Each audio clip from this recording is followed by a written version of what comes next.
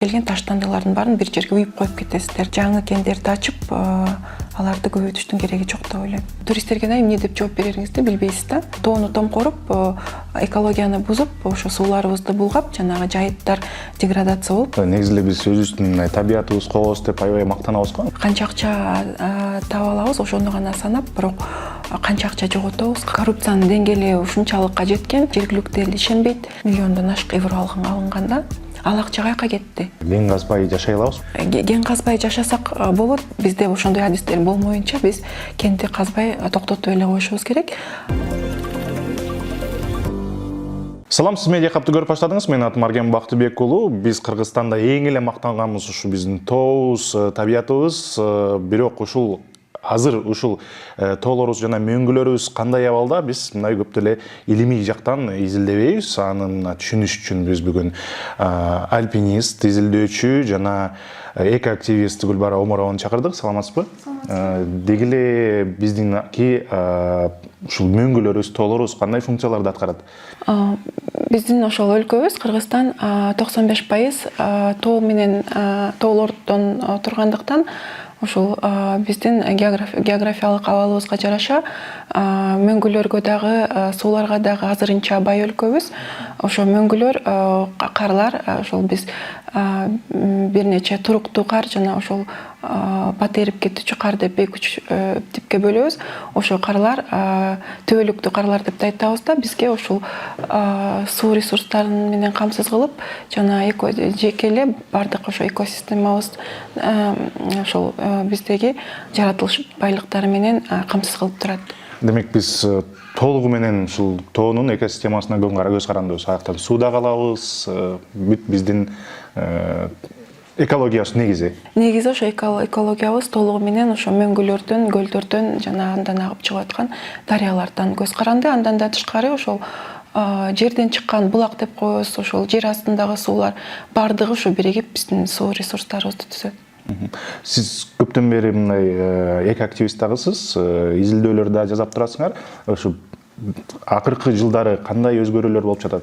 Мисалы, мен буга чейин 2013-2014 жылдан баштап тоо туризмине кызыгып, Кыргызстандан ошо туристтер көп барган жерлерине биз турларды уюштуруп, бул спорт катары ал жерлерге барып, сүрөттөрдү, видеолорду тартып, жана ошо жердеги таштандыларды жыйнап, жана ал жердеги ошо эс алуучуларга маалыматтарды берчүбүз. Ушундай таштанды таштабагыла, аркаңардан жыйып кеткиле деп. Анткени биз ушул айланадагы эле, алыска кетпейли, Аламидин капчыгайына барсак, ошол жерде агып аткан суу дарыя, Аламидин дарыясынын бойлоруна чейин ошол чоң-чоңдоо баштыгы менен таштанды калтырып, ушул адамдардын бир аң сезими деп коет го, ошол өнүкпөстөн тескерисинче бузулуп баратканын байкап, биз ошол мектептерде жана ошо кичинекей окуучуларга, балдарга экологиялык жактан аң сезимин көтөрүүгө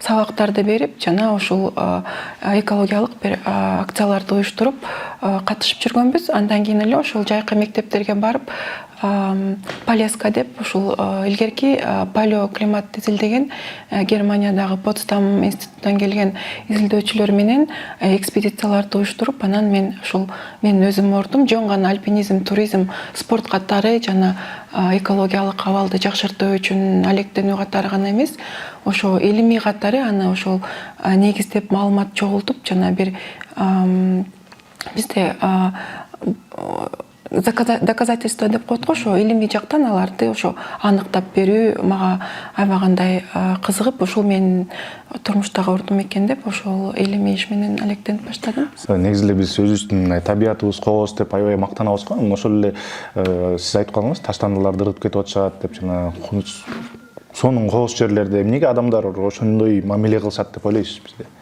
Анткени бизде көп жаштарда дагы, жаш эле дейин десем, улуу муундарда ушул жер, табият биздин үйүбүз, ушул тоолор, ушул кооз жерлер биздин негизи үйүбүз. Бул жерди коргошубуз керек, сакташыбыз керек. Бизден башка дагы кийинки келген эс алуучуларга, туристтерге ушул бойдон, кооз бойдон таштап кетели деген аң сезими аябагандай ылдыйда турат.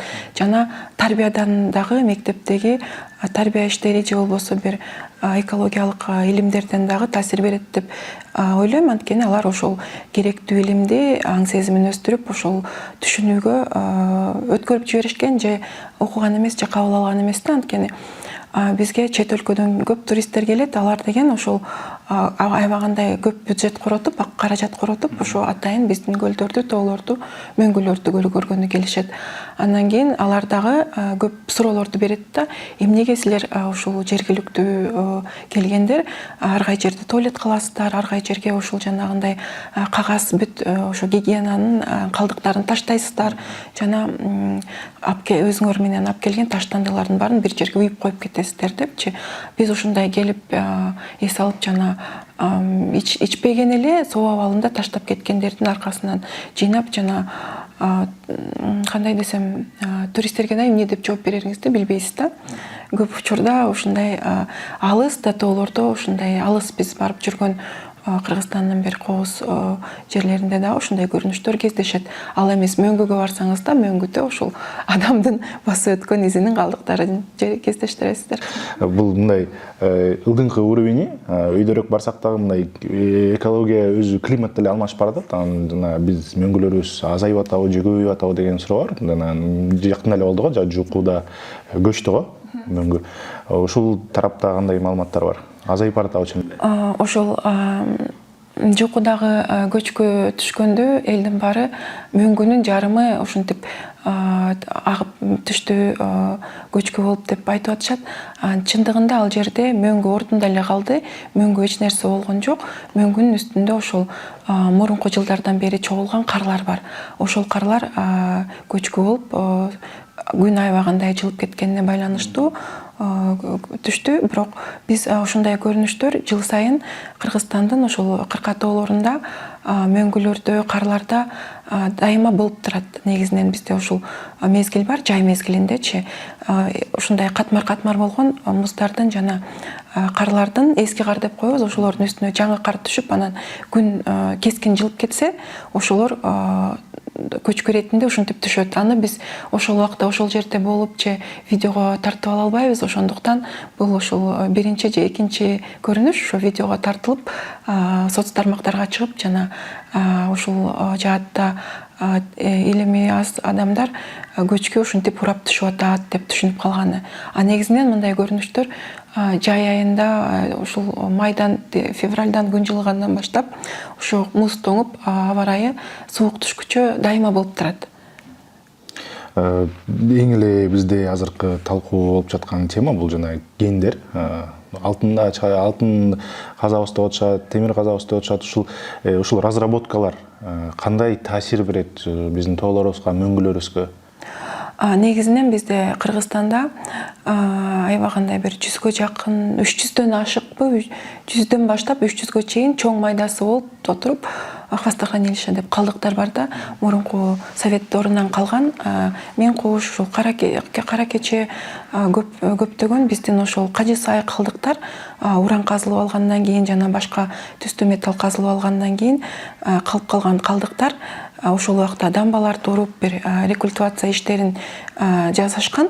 Бирок алар азыркы учурда бизди кайра экологиялык бир коркунуч алып келген абалга жетти. Анткени ал рекультивацияны дагы туура ошол реабилитация кылып, калыбына экологиялык жактан ордуна мурункудай келтире албайбыз, бирок бир аз ошо оңдоо иштери жүргүзгөндөн кийин аны улам барып карап, текшерип, баалап туруш керек да. Ошондой ушул тарабынан дагы бизде айтайын дегеним, жаңы ушул гендерди казып, анын калдыктарын калтырып жана аны рекультивация кылып эмес, ошо мурунку биздин ошол калдыктарды жаап, аларды ушундай керектүүдөй туура рекультивация иштери жүргүзүлө элек да. Ошондуктан биздин ошол аянычтуу азыркы экономикалык абалыбыз гендерди казып жана анын ошол алдын ала мамлекеттик тарабынан ошо компаниялар же мамлекеттин жеке ошол баалоо иштерди жүргүзүп, экспертиза жүргүзүшү керек. Андан башка дагы көз карандысыз ошо экспертиза жүргүзө турган уюмдар болушу керек. Экологиялык ушул уюмдар бизде аябагандай активдүү болуп, алардын ошол билүү деңгээли, билим деңгээли ушундай иштерге, акцияларга аралашып, аларды мониторинг кылып карап турушу керек. Же болбосо жергиликтүү эл дагы кошумча катышып, жергиликтүү элден түзүлгөн комиссия дагы абалды көзгө алышы керек, көзөмөлгө алышы керек деп ойлойм. Бул менин оюмда. Анткени биз ошол жаңы андай кен калдыктарын калтырып, аны кайра рекультивация кылууга эч кандай экономикалык жактан дагы эч кандай каржыбыз жок. Жана улам Кытайга же Россияга же дагы бир башка ошол Европадан келген жана гранттарга аларды көбөйтүп алып отуруп, карыздарды көбөйткөн ошол абалга туш болобуз. Анткени азыркы эле мурунку совет дорунан калган хвостохранилище деп коебуз, ошолорду кайра ордуна келтирүү үчүн эле 80 миллиондон 80 аябагандай көп, бир 80 айланасындагы миллиардтаган ошол акча керек болуп атат. Демек, жаңы кеңдерди казгандан мурда мурункуларды хвостохранилищелердин Аларды изилдеп, алардын ошо айланасында көп жерде биз билебиз, айылдар бар, адамдар жашайт. Аларга кандай изилдөө жүргүзүш керек, кандай экологиялык, ден соолугуна, медициналык тармактан. Негизи эле бизде азыр ушундай изилдөөлөр болуп жатабы? Мындай изилдөөлөрдү окуй элекмин, жаңыларын. Бирок буга чейин ошо 2013-12 жылга чейин чет мамлекеттен келген фонддордун негизинде ошол изилдеген изилдөө отчетторун көргөм интернеттен. Алар ачык булакта, ошо ким кызыкса таап окуса болот. Азыркы учурда биздин ошол СНГ Россия мамлекети ошол акча бөлдүрүп, ошол калган кен калдыктарын ачылып калган жана айланадагы адамдарга, айылдарга, жашоочуларга бир коркунуч алып келе тургандарын ошо кайрадан жакшыраак абалга келтирип, көптөгөн гранттар бөлүнгөн. Бирок аны бизде кандай иштетилип жатат, бизде өлкөдө эң негизги көйгөй коррупция болгондуктан, эң биринки бийик деңгээлдеги коррупция, андан кийинки башынан баштап аягына чейин коррупция болгондуктан ошол жерге ошол бөлүнгөн акчалар жетип, рекультивация иштери толук туура жүргүзүп жатабы, аны ким ошо көзөмөлгө алып кайра кабыл алып атат, текшерип атат, баа берип атат, оценка, мониторинг, ошолор эч кандай бир дайынсыз да, ачыктык жок. Биз ошо прозрачность деп коебуз го, ал жөнүндө жазылат. Ушундай президенттердин жолугушуусунда 2018 жылдан ошол бери 2-3 жолу окудум. Ошол Мин Кубуш жана Кажы Сай жана анын айланасындагы коркунуч алып келген ошол кен калдыктарына биз грант алдык. Аны биз ошол кайра оңдойбуз деп. Ал жер оңдолду, эмне болду? Кайра бир жыйынтык жок.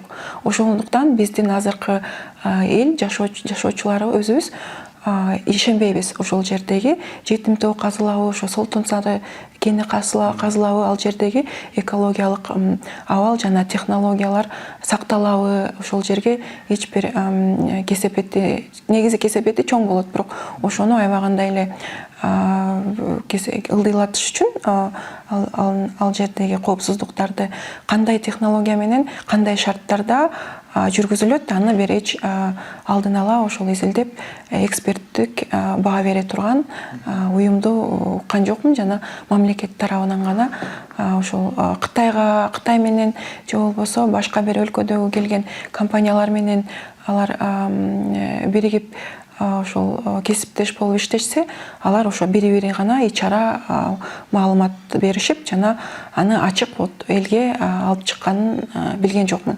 Мүмкүн мен көрбөй калган чыгармын, анткени Чаткалдагы аябагандай көп алтын кени казылып атат. Ал жерде бир нече Кытайдан келген жана башка компаниялар иштеп казып алып атышат.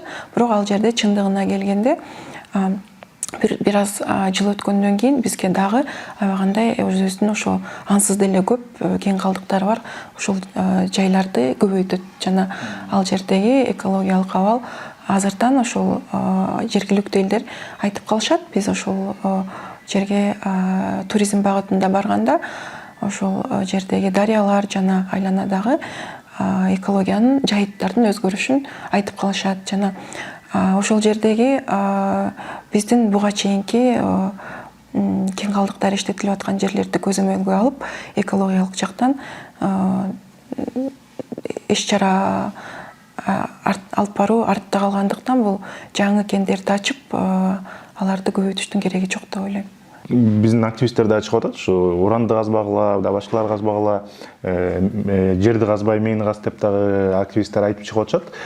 Деги эле мындай суроо болду да сизди уккандан кийин. Неге биз грант күтөбүз? Дайым грант күтөбүз, ушул ишти жасап коелу деп. Неге мамлекет кандай иш кылат бул тараптан? Анткени мамлекет башында ушул Солтон Сара кенин казабы же жетим тоону казам деп атабы же дагы башка ушундай уран чыккан же түстүү металл чыга турган жерди бир чалгындоо иштери жүргүзүлгөндөн кийин чалгындоо иштери дагы 100% жүргүзүлбөйт. Жана аны толук ал жерде кандай канча болжол менен гана жүргүзүлөт да. Ошону биз аябагандай бир пропаганда кылып, ушунчалык жарыя кылабыз да. Ушундай кен бар экен, ошону биз казып алабыз. Экономикага, бюджетке мынча акча түшөт, жана мындай байып, мындайча карыздан кутулабыз. Бирок бул жөн гана биринчи гана ошол чалгындоо иштеринен кийин толук прогноз жок да. Аны биз ошол маалыматты алгандан кийин ошол компанияга беребиз. Тендерлерди ошо коррупция бюрократия системасы менен ошону жакшы көзөмөлгө алып, жана түшүнүп ошол жерди керектүүдү мисалы экологиялык көп эрежелерди сактабай каза тургандар келет. Жана мамлекет башынан ошо жердеги кен калдыктарын кайра рекультивация кылууга акчаны, бюджетти карабайт да, ал эч жерден каралбайт.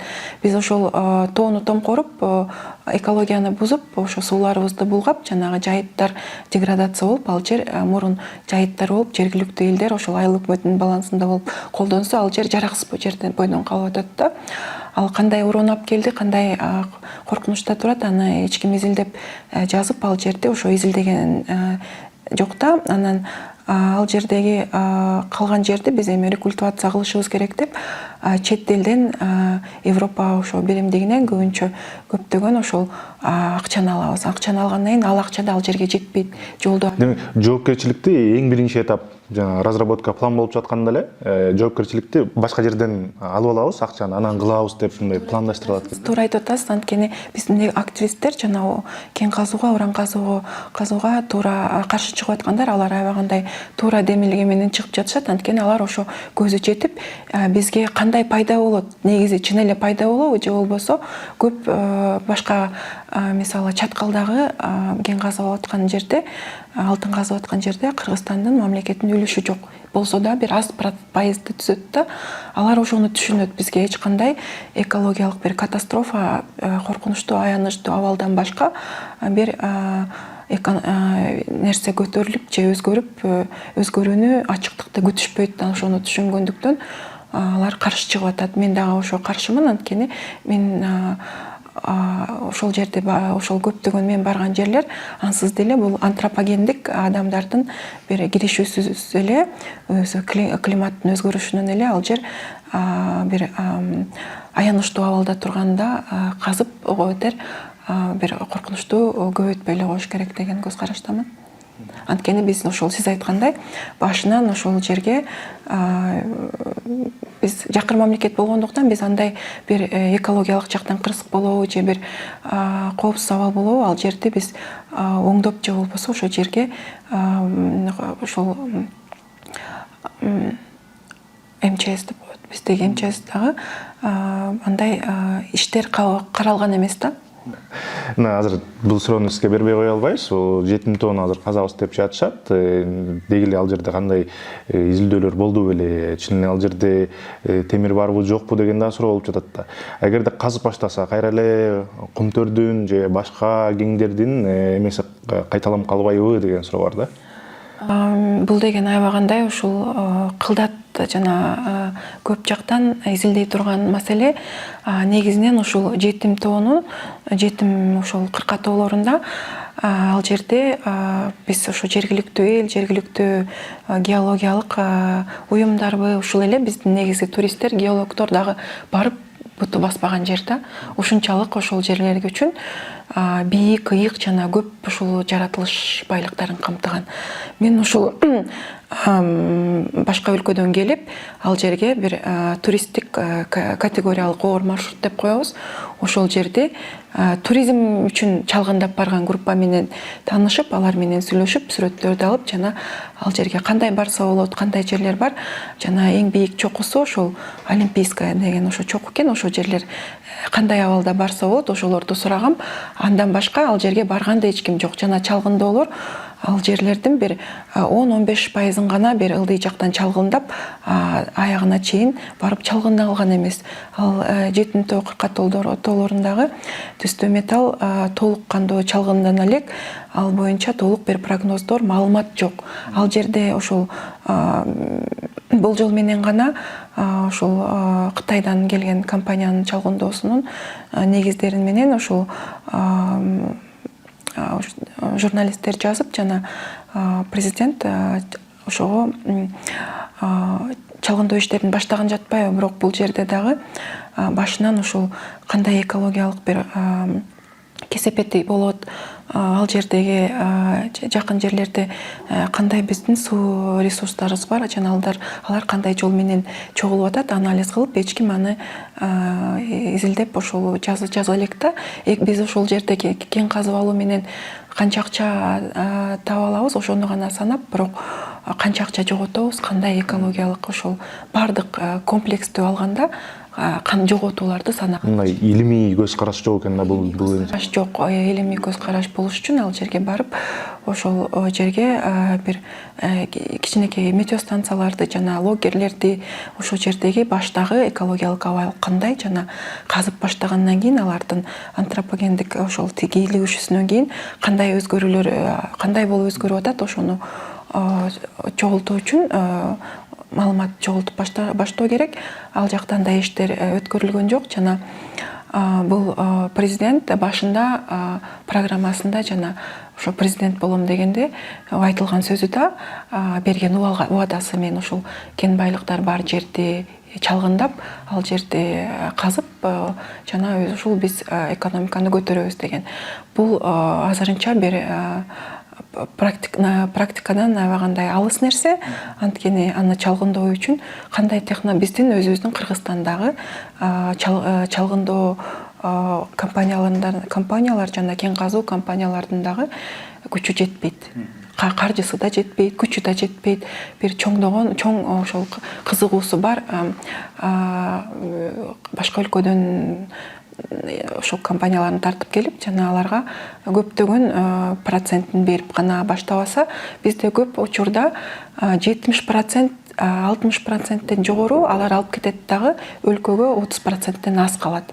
Мисалы, биздин коңшу Өзбекстанды карасак, ал жерде дагы ошол кен байлыкка бай, бирок алар ошо бизге караганда ушул суроолорду, маселелерди кичине жакшыраак уюштурушкандагы, ал жердеги АКШдан келип ошол казып алган компаниялар көп пайызын өлкөсүнө таштайт да, аз пайызын алып кетет. А бизде тескерисинче болуп жатат. Ошондуктан бизде экологиялык жактан гана эмес, көп жактан ошол жоготуулар көп болот.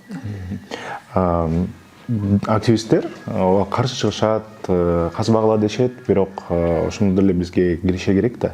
Мүмкүн бир компромисс болуш керек активисттер менен бийликтин ортосунда. Компромисс болуш үчүн ошол бизде ушундай коррупциянын деңгээли ушунчалыкка жеткен, активисттер дагы ошо бардык эле эксперттер, журналисттер жана жергиликтүү эл ишенбейт. Ачыктык жок. Ошол экологиялык жактан кандай бир кесепеттер болот, жана бюджетке экономикалык жактан кандайдыр бир пайдалар болот. Ошолорду ачык жанагындай свод анализ кылып түшүндүрүү иштерин жүргүзүш керек, маалыматтандыруу керек аларды. Мен ошол алыска барбай эле коеюн, ошо Бишкектеги эле шаардын айланасында ар кай жерде таштаган жерде таштанды үйүлүп жатат. Жана ошол биздин таштанды алып барылган полигон ошо шаардын четинде, ал жерде айланасында жана алтын казык жана андан башка бир нече ошо жеке жыл массивде элдер жашаган конуштар бар, жеке конуштар. Ошол жердеги көп аянтта таштанды кышы жайы күйүп, ошол экологиялык абалды Бишкектин, шаардын ошол жеке конуштардын абасын бузуп, рекультивация иштери башталбай жатат. А биз рекультивация иштерин жүргүзгөнгө канча 21 миллиондон ашык евро алынганда ал акча каяка кетти? Эч бир дайынсыз жок ал акча. Эч бир иштер, көрүнүктүү иштер жасалган жок. Ушундан кийин ким ишенет? Өзүңүздөр деле карап анализ кылсаңыздар, көп адам билет, ошол биздин ошол таштанды полигонду жабабыз, рекультивация кылып башка жерге ачабыз деп эч бир бул көйгөй чечилген жок. Биз ошол таштандыны өзүнчө бөлүп чогултуп жана кичинекей ошол мини аны кайра иштетүүчү завод же мини цехтерди көбөйтүп ушул жаатта иш алып бара албай жаткандыктан ал жакты биз бир кандай десем ойлобой деле койсок болот деген бул менин көз карашым. Анткени мен кичинекей эле болуп жаткан экологиялык ошол маселелерди, көйгөйлөрдү карап изилдеп атам. Бул чоң жакка дагы ошондой чоң билим, чоң түшүнүк жана чоң изилдөөлөрдү жүргүзгөндөн кийин бир тыянакка келип айта алабыз да. Биз ошол ал жактан дагы ушунчалык карызыбызды кайра көбөйтүп белгилүү гана бир ошол чечим кабыл алуучулардын чөнтөгүнө кетип дагы ушундай абалда калып калган коркунучу турат да. Ошондуктан бул биздин коомдук ошо граждандык коомдо эч кандай ишенич жок. Негизи эле кен казбай жашай алабызбы, жашап кете алабызбы? Бул анысы жок. Кен казбай жашасак болот. Кен казбай биз ал жерде туризмди өнүктүрсөк болот. Ошол эле жердеги жаңы маршруттарды аныктап, геологиялык абалын изилдөөгө, билимге басым жасасак, ал жерде биз ал жердин геологиялык тарыхын, абалын жана ошол жердеги биз резервуар же жанагындай суу сактагыч бир нерселерди куруп, сууларды топтоп жана экотуризмди өнүктүрүп, геотуризмди өнүктүрүп, ошол геологиялык бир экспедиция же бир ошол жерлерди изилдөөгө, башка бир чет мамлекеттеги илимий изилдөөлөрдөгү долбоорлорду тартып келип, ушундай кичинеден баштап өнүктүрсөк болот. Биз ошол илимий жактан жана бардык жактан экспертиза жүргүзүү, экологиялык коопсуздуу жана кесепеттерди аныктап, прогноз анализдерди жүргүзүү тарабынан бизде ошондой адистерди аз да болгон. Илгерки Советтер Союзунан келаткан геолог адистерибиз акчага сатылып кетип, чындыгын айтканда бизге туура, анык абалды түшүндүрүп жазып бербей атат да. Буга комтор мисал.